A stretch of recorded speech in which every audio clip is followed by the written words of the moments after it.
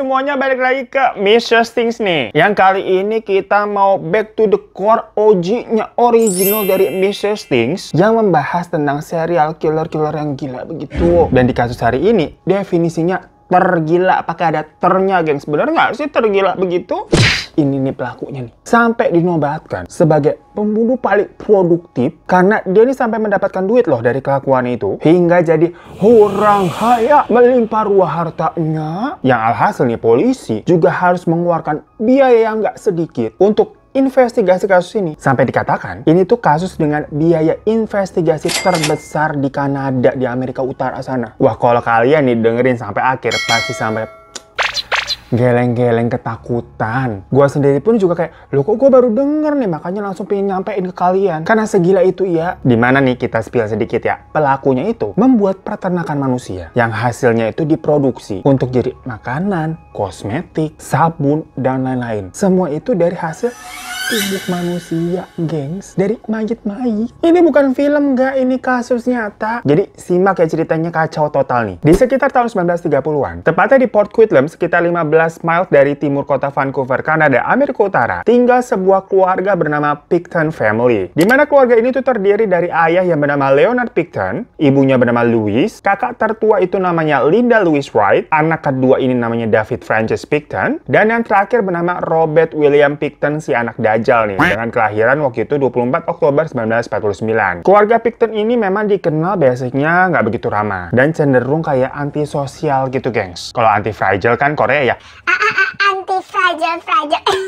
Pokoknya mereka nih cuma sering berinteraksi sama tetangga atau orang lain nih ketika mereka ada keperluan atau kebutuhan doang, misalkan ke tetangga sebelah gitu minta garam, minta minyak gitu. Lah tipe-tipe temen yang kalau datangnya ada maunya doang nih.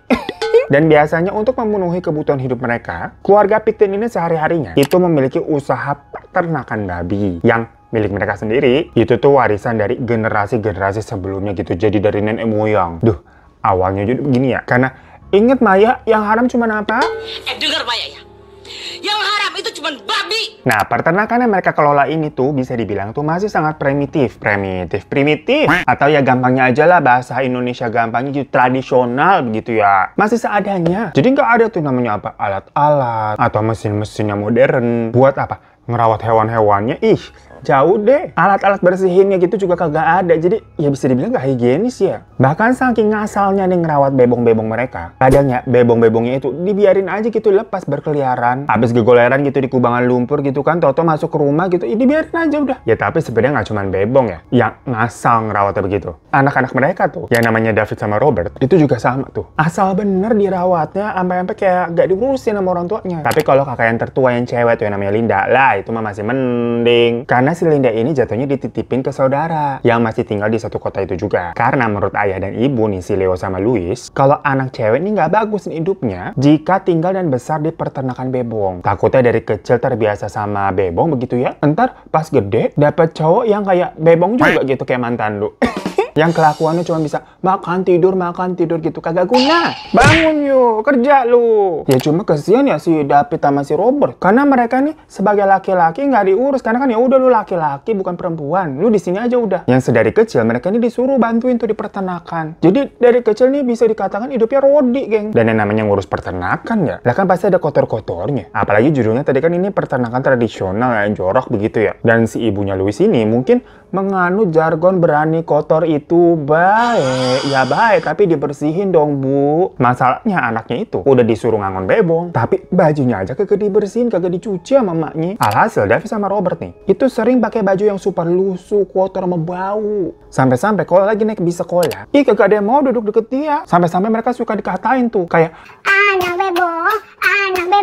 Karena ya baunya persis begitu emang, kebayang ya. Lah anak dua gitu masih kecil-kecil digituin tiap hari, kena mental nggak sih? Pas sampai sekolah nih, guru-guru mereka juga ngecap dua anak ini itu sebagai anak yang lemot dan hodok begitu, alias bodoh. Jadinya mereka sering kena omel gitu, bukannya dibimbing. Ya karena semua itu, mereka berdua nih ngerasa kalau lingkungan sekolah itu nggak cocok sama mereka, nggak suka mereka sekolah. Alhasil mereka selalu cari cara untuk kabur tuh dari sekolahan. Tapi setelah kabur sih mereka nggak kemana-mana gitu, nggak nge-mall apa kemana gitu ya. Pulang aja mereka ke rumah. Tapi ngendap-ngendap gitu masuk ke kamar biar nggak ketahuan sama orang tua mereka. Nah masuk nih di tahun 1960, waktu Robert berusia 11 tahun, dia ini punya peliharaan baru. ceritanya. Bukan bebong, enggak. Tapi dia ini lagi pelihara seekor anak sapi. Kalau kita dulu peliharanya ini, itik warna-warni gitu, yang 2 hari terus mati gitu ya.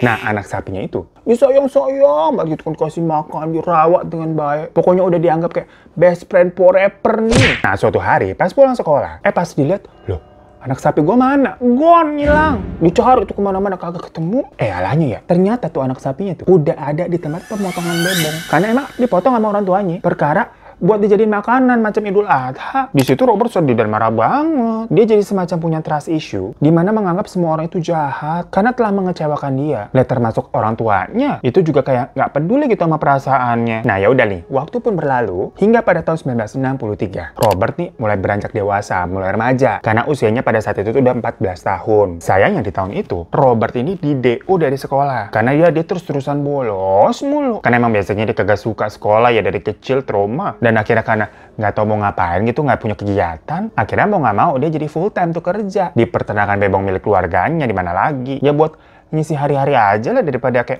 pelangak-pelongok begitu kan. Nah, selama kerja di peternakan, Robert mulai serius nih untuk belajar cara merawat bebong, memotong bebong, sampai mengolah daging bebongnya. Dan waktu menjalani hari-harinya di peternakan itu, Robert ini dibilang enjoy ya enjoy, tapi nggak enjoy juga sih. Abisnya kayak ya mau ngapain lagi. Secara dia nggak punya keahlian lain. Ibarat kata menurut dia kayak nggak ada pilihan gitu. Ya udah, selama beberapa tahun selanjutnya, kehidupan Robert ini bisa dibilang flat aja udah. Nggak kayak Citato gitu, begerigit gitu ya. Sehari-hari dihabiskan waktunya udah tuh di peternakan bebong. Sampai di tahun 1970, waktu usianya Robert 21 tahun. Yang mana nih kalau secara hukum usia 21, itu dibilang udah matang, udah dewasa. Dan bebas lah ngapain aja gitu, mau hidup sendiri ya silahkan. Nah, si Robert nih mulai sering jajan. Tapi ini bukan jajannya Citato, Momogi, atau Ciki Cuba kagak. Melainkan jajan cewek-cewek micet begitu.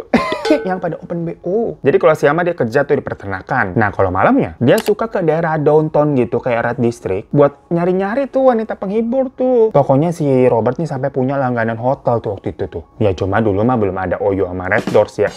Hotel langganannya dulu namanya Astoria Hotel. Selain suka enak-enak di sana, Robert juga biasanya nih mabok sama pakai obat. Pokoknya udah berdefinisi mencari kesenangan duniawi begitulah cenah. Lah kacau lah, udah jangan ditiru lu pada lu. Istighfar yuk. Nah, hal itu tuh terus-terusan berlangsung selama lebih dari beberapa dekade. Masuk nih di tahun 1978, si bapak nih Leonard itu sakit keras, geng, sampai kemudian harus meninggal dunia. Ya nggak lama setelah itu, giliran ibunya tuh Louis tuh, yang terdiagnosa kena penyakit kanker. Sampai di detik-detik sisa hidup ibunya nih, Robert masih sempat ngerawat itu ibunya. Bahkan dia juga loh yang gantiin popok ibunya. Padahal waktu masih strong tuh orang tuanya pada masih muda. Mana ada dulu perhatian sama anaknya. Lah tadi baju anaknya aja kagak dicuci-cuci sampai bau bebong. Makanya dijauhin tuh sama temen-temennya, trauma sekolah. Giliran udah lemah, anak-anaknya juga kan yang ngerawat. Walaupun ya akhirnya ibunya meninggal juga ya karena penyakit kanker. Nah, pelajaran nih buat para orang tua. Sesibuk-sibuknya kalian kerja, yang dikata nyari duit gitu buat anak, ya namanya anak mah tetap harus dapat perhatian. Entar kalau lu udah tua sakit-sakitan, si anak ini cuma kayak melakukan apa yang waktu kalian lakukan dulu. Ngeprofit pakai uang doang, bayarin perawat sih bayarin obat segala macem. Tapi nggak nengok dan nggak perhatian gitu kan, nggak ngerawat sendiri, ntar dibilang durhaka. Iya, makanya jangan mau enaknya doang jadi orang tua. Tapi lu pada nih yang masih punya orang tua, alias masih jadi anak nih sekarang nih, ya kelakuan lu juga jangan jahat-jahat banget kayak sinetron. Karena kan gimana pun juga itu orang tua, doa mereka manjur biar rezeki lu lancar, hidup lu tenang begitu ya. Jangan durhaka lu sama orang tua lu. Ya pokoknya intinya mah ya orang tua sama anak tahu diri aja lah masing-masing. Jangan berkhotbah di depan saya. Lanjut aja ya. Setelah sang bapak tuh Leonard sama ibunya Louis meninggal, otomatis seluruh aset yang dimiliki itu jatuh ke 3 anaknya dong. Termasuk ya peternakan bebong itu tuh. Cuma waktu itu sang kakak pertama Linda masih David kayak gak mau ngurus lah peternakan bebong, gak suka. Mereka ngincernya rumah sama harta benda aja. Jadilah untuk si peternakan bebongnya ini diserahkan semuanya kepada Robert. Tapi ya si Robert yang ngerjain itu sendirian keteteran lah. Sebelumnya kan dia juga hanya bantu-bantu aja, gak yang ngurus semuanya. Akhirnya di tahun 1994, atas keputusan bersama nih ketiga orang, si Linda, Robert, sama David, mereka memutuskan untuk menjual sebagian setengah dari tanah peternakan mereka ke perusahaan developer yang dihargai sekitar 5,1 juta dolar, gengs. Atau kalau dirupiahin tuh berapa tuh? 67 miliaran ya. Ya kalau salah mohon maaf, kalian koreksi aja di bawah. Pokoknya banyak lah. Tahun 1994 loh. Lah sekarang 2023. Ngedengar nominal segitu kan masih mimpi ya. Belum ada di rekening kita, Mak. Ya tapi semoga suatu hari ini bisa terwujud. Ngecek saldo ATM gitu kan. Hah, 67 miliar. Yo, Amin amin ya robbal alamin. Pensiun lah gue kalau begitulah, kagak usah jadi kerja gitu, jadi budak korporat kan tiap pagi. Pulang-pulang harus bikin video nih. Sabtu ini kita nih di rumah bikin video, jadinya kagak bisa kemana-mana. Kalau punya 67 miliar nih hari Sabtu nih, kita udah jalan-jalan, udah bebas gitu ya, 67 miliar ya udah. Sekian dulu ya video kali ini. Assalamualaikum, kita mau jalan-jalan.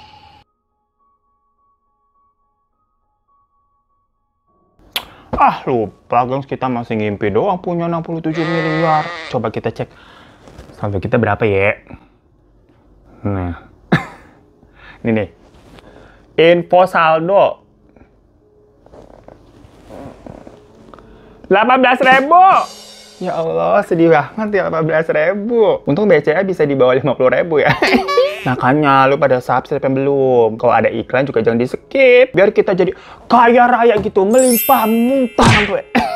Yalah, ngayal mulu capek ah. Lanjut aja yuk, udah kita bikin video yuk, bisa yuk. Nah pokoknya setelah tadi tuh sebagian tanah terjual ya, David tinggal sendirian aja tuh di rumah tuh. Karena kan dari awal dia ngincernya rumah. Sementara kalau Robert memilih tinggal di sebuah kontainer yang emang deket peternakan kandang bebongnya. Kalau si Linda, lah kan dari awal emang udah nggak tinggal di rumah itu, dia kan di rumah saudaranya, inget kan? Tapi sebenarnya abis ngejual tadi tuh warisan, otomatis ketiganya ini mah jadi kayak orang jadi orang kaya mendadak. Cuma bagusnya mah mereka kagak OKB, hidupnya mah tetap biasa aja, nggak ada perubahan. Gak tau-tau apa langsung beli mobil, beli tas merah, barang-barang mahal gitu kagak. Bahkan Robertnya tadi itu kan tinggalnya masih di kontainer, masih mau tuh ngurus peternakan. Padahal kan dia bisa aja gitu beli rumah baru ya. Lah, 67 miliar bagi 3 berapa tuh? 20-20an miliar begitu kan ya. Ya sampai hari gini juga kita belum punya tuh 20 miliar.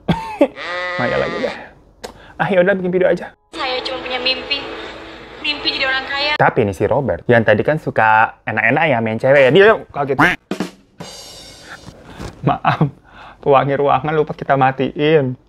Ini kan bukan temen cerita, jangan ada kaget-kagetan dong. Heran gua ah. Sampai mana tuh tadi tuh? Si Robert suka main cewek, suka enak-enak di Hotel Astoria. Sekarang dia lebih milih itu bawa cewek-cewek, bukan di hotel lagi. Tapi ya udahlah, ke kontainer gua aja, ke tempat gua begitu. Alasannya biar lebih biar lebih leluasa aja. Kalau ngapa-ngapain di rumahnya sendiri. Karena kan kalau sebelumnya dia di rumah masih ada bapaknya, ibunya, sama kakaknya David kan waktu belum pada meninggal tuh. Nah lanjut di tahun 1996, Robert sama David ini ceritanya membuat sebuah usaha. Mereka ini mendirikan organisasi namanya Piggy's Palace Good Time Society. Yang kalau ditanya tuh organisasi apaan sih, kok namanya panjang banget susah. Intinya kayaknya perkumpulan aja lah. Yang image-nya nih bergerak dalam seni tari, sama kayak pertunjukan-pertunjukan seni gitu. Ngeband apalah musik. Ya tapi kenyataannya isinya tuh para pecandu apa alkohol, ngobat, sama ya cewek-cewek bayaran begitu. Party-party mulu tiap hari. Sering banget tuh ngadain party di rumahnya David atau ya random aja gitu di mana di tempat kosong. Kebanyakan duit kali ini orang ya. Bingung ngabisinnya gimana. Tapi jadinya terkenal, banyak orang yang datang sampai ratusan. Nah setahun kemudian di bulan Maret tahun 1997, pada suatu malam, rumah tetangga di samping dekat peternakan mereka, itu tahu-tahu ada yang gedor-gedor gitu kayak. Gedornya lebay banget sampai kencok gitu, sampai kaca rumahnya pada getar. Ya tetangganya kan kayak, apaan sih lebay banget, rusak woi. Pas dibuka ternyata yang gedor-gedor itu tuh seorang cewek bernama Wendy Lin. Yang kondisi lagi menahan sakit gitu sambil megangin perutnya karena perutnya nih berlumuran darah. Dan di pergelangan tangannya dia juga diborgol guys, masih dikit borgol. Jadi lagi diborgol sampai nahan perut begitu. Yang ngelihat kondisi Wendy yang mengejutkan, tetangganya tadi tuh langsung nyuruh udah masuk dan memberikan pertolongan pertama sebelum akhirnya ditelepon tuh ambulans tuh. Gak lama nih setelah ambulans datang dan membawa si Wendy ke rumah sakit, Wendy sampai harus dioperasi karena luka yang dia terima tuh separah itu gengs. Setelah kondisi kesehatannya berangsur stabil nih membaik, Wendy cerita nih apa yang sebenarnya menimpa dia. Wendy bilang kalau katanya dia memang adalah kupu-kupu malam. Ya waktu kejadian dia tuh dipanggil untuk melayani si Robert pemilik peternakan. Karena dia diiming-imingi mau diberi uang besar sama dikasih obat gratis. Karena kebetulan si Wendy ini memang pecandu. Tapi ternyata waktu lagi mau enak-enak nih, dirinya tahu-tahu ada adegan kayak diborgol gitu geng. Sama diikat-ikat juga. Yang awalnya dia nggak tahu ngapain nih gue diborgol-borgol begitu kan. Dikira mau adegan 50 Shades of Grey kali ya. Ngapain sih kita praktekin begini-gini. Tapi udah setelah diikit-ikit tuh, udah nggak berdaya begitu, nggak bisa ngapa-ngapain. Dirinya malah ditikam pakai pisau. Di bagian perutnya tuh jebret makanya berdarah. Ya kaget lah. Untungnya Wendy masih kuat tuh menahan dan ngelawan. Dan terjadilah pergulatan seni. Ini gelutnya maksudnya berantem ya, bukan gelut-gelutan di kasur gitu. Beda. Robert di situ berusaha menyerang si Wendy tuh. Sementara Wendy berhasil nih melakukan perlawanan. Terus ngambil pisau dari Robert, ditikam tuh wajahnya Robert. Pas Robert kesakitan gitu kan, wajahnya kebeset pisau, si Wendy motong-motong tuh tali-tali ikatannya. Habis itu cepet-cepet kabur dari sana. ke rumah tetangga. Tapi ya borgolnya masih belum lepas nih kan, harus pakai kunci kalau borgol. Dikata megeper gitu bisa pakai tusuk gigi kan kagak. Nah berdasarkan keterangan dari Wendy tadi, pihak rumah sakit langsung melaporkan hal itu kepada polisi. Ya nggak lama polisi datang untuk meminta keterangan dari Wendy lagi. Nah di hari yang sama nih ternyata si Robert juga berobat ke rumah sakit yang sama di situ juga tempat Wendy dirawat. Karena dia kan tadi wajahnya ditikam tuh karena ada bekas-bekas pisaunya juga luka. Berasa FTV ya ketemunya di situ-situ juga. Ya makanya polisi jadi gampang untuk menginterogasinya saat itu. Dari kantong celananya si Robert ditemukan kunci yang cocok dengan kunci gembok yang ada tuh di tangannya Wendy. Ya berarti kan cocok, bener match ya, emang habis ketemuan tuh mereka berdua. Robert langsung diamanin nih ke kantor polisi dan ditangkap atas tuduhan percobaan pembunuhan. Tapi dalam persidangannya, Robert nih melakukan pembelaan kalau katanya justru dialah jadi korban nih. Notif apa lagi? Udah diem dulu, kita lagi ngomong nih. Bentar ya. Di Telkomsel, kirain siapa Telkomsel lagi kan agak punya pacar, Telkomsel aja yang chat. Telkomsel lu endorse kita kek.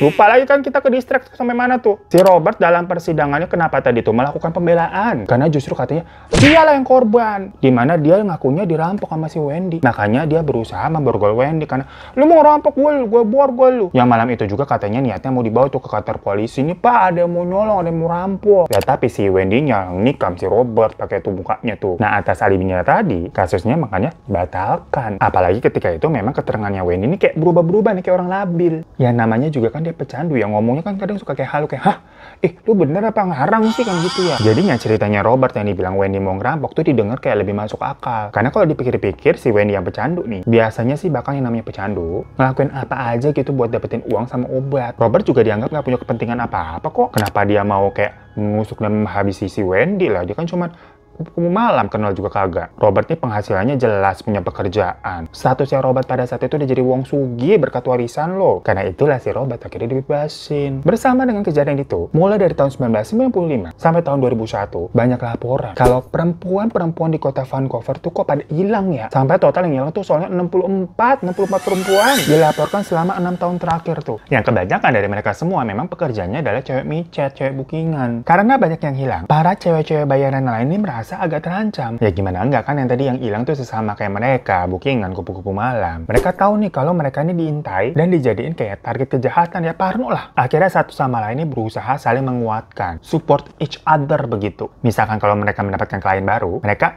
bakal ngabarin ke temennya gitu kayak bilang, "Beb, hari ini nih gue dapet orderan ke alamat ini nih. Kalau nanti amit-amit gitu gue sampai nggak balik, tolong cariin gue ya." Yang pada kenyataannya lah bener, beberapa dari mereka kagak balik habis itu dan dilaporin ke polisi. Dimana beberapa perempuan yang hilang tadi itu ya pas hilangnya terakhir kali bisa dilacak lah kemana, ke lain dan nggak bukan ke rumah kontainer peternakannya si Robert. Kan tadi laporan dulu itu ke temennya, dikasih alamatnya kemana-kemana. Tapi entah kenapa ya, polisi ini waktu itu nggak bergerak cepat dalam menangani kasus ini waktu ada laporan-laporan dari sesama teman kupu-kupu malam. Padahal udah dibilang, "Pak, teman saya hilang nih, terakhir kali chat begini ke alamat rumah ini, kagak digubris." Alasannya waktu itu, laporan yang diterima sama polisi itu kayak nggak bisa menjadi dasar penerbitan surat penggeledahan ke peternakannya Robert. Ya atau kayak dipandang sebelah mata aja lah, lu cewek bayaran gitu loh. Ya mungkin aja secara nggak sadar abis ke rumahnya Robert terus kemana gitu kan, overdosis di daerah lain yang nggak tahu labil gitu kali dianggapnya. Nah sampai akhir dari tahun 2002, supir truk pekerjanya si Robert di peternakan yang biasa nganterinnya kebutuhan ternak lah, itu tuh ngelapor ke polisi karena dia melihat si Robert punya banyak banget senjata api di rumahnya. Yang mana kepemilikan senjata api tanpa adanya surat izin itu dianggapnya ilegal dan sangat berbahaya buat banyak pihak ya.